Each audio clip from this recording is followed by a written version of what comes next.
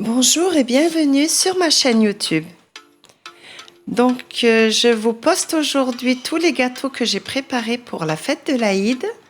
Donc, j'avais pas prévu de faire des gâteaux à cause de quelques soucis de santé. Mais avec tous ces gâteaux qui passaient sur Internet, j'ai pas pu résister.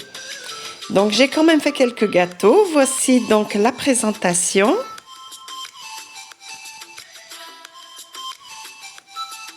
Je vous posterai à mesure toutes les vidéos des présentations des confections de tous ces gâteaux.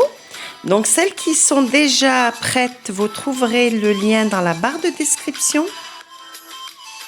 Et puis, si vous avez des questions à me poser, vous me les posez en commentaire. Je me ferai un plaisir d'y répondre.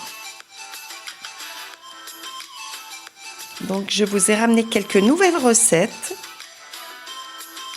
J'ai voulu changer un petit peu des gâteaux qu'on fait habituellement,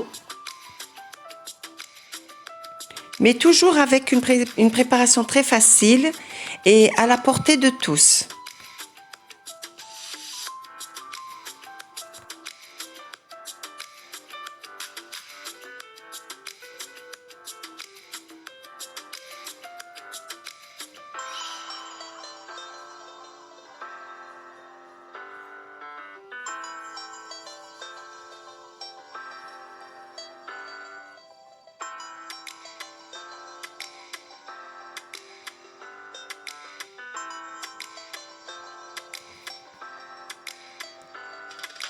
Donc, je vais commencer par les coques au citron. Voilà, donc c'est des petits gâteaux que j'ai préparés avec de la crème au citron, un glaçage au citron aussi, et décorés avec des pistaches. Donc, c'est une crème chantilly mélangée à une crème au citron. Et c'est vraiment délicieux, c'est absolument génial. La coque est croustillante et la crème très onctueuse, et donc le mélange se marie très bien. Ensuite, nous avons des sablés aux fruits rouges. Donc, j'ai fourré avec une crème au beurre et avec donc de la confiture de fruits rouges. Donc, d'après la photo, vous pouvez tout de suite voir que ce sont des gâteaux très friables. Donc ici, nous avons des bouées. Donc moi, je dis que c'est des bouées, hein, c'est des sablés que j'ai fourrés avec de la confiture d'abricot et donc que j'ai parsemé un peu sur les côtés de noix de coco. Donc ce sont des gâteaux préparés avec de la maïzena.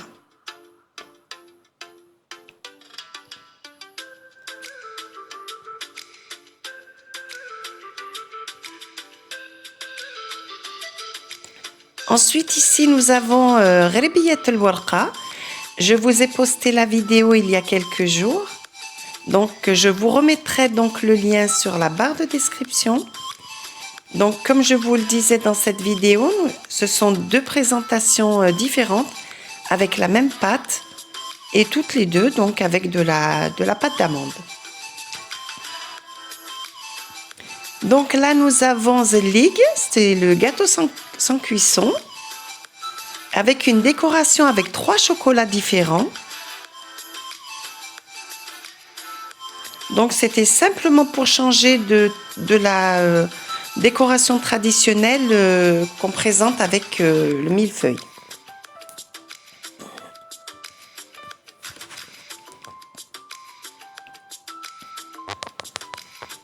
Donc là, nous avons des sablés aux graines de sésame et à la confiture d'abricot.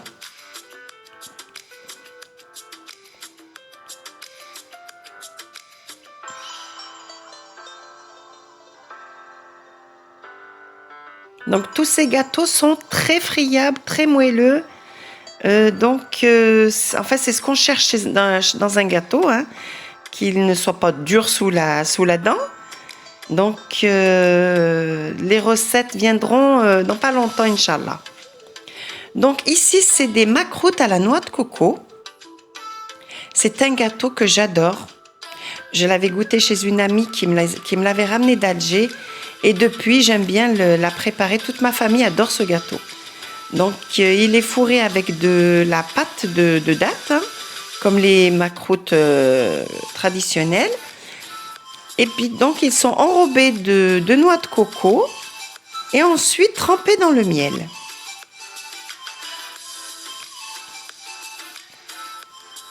Voilà, donc ici, ce sont des rébillats à la farine de pois chiche. J'ai donc préparé les premiers avec dans des boules que j'ai piquées avec une amande. Et les deuxièmes, donc, en forme de croissant de lune.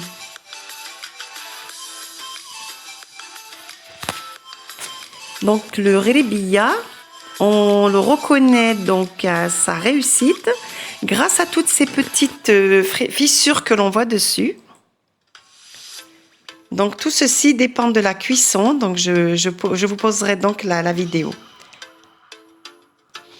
Donc, voici tous mes gâteaux. Donc, si vous avez des questions à me poser, donc j'y répondrai volontiers. Vous me les posez dans les commentaires. Voilà, donc si ça vous donnera des idées pour vos fêtes, c'est pas seulement pour l'Aïd, pour les naissances, pour les mariages, etc. Donc je vous souhaite à tous une excellente fête de l'Aïd, à tous les musulmans, et j'espère que nous serons encore là pour le prochain Ramadan pour essayer encore aussi d'autres recettes de gâteaux. Et je vous dis au revoir et sahaïdkoum.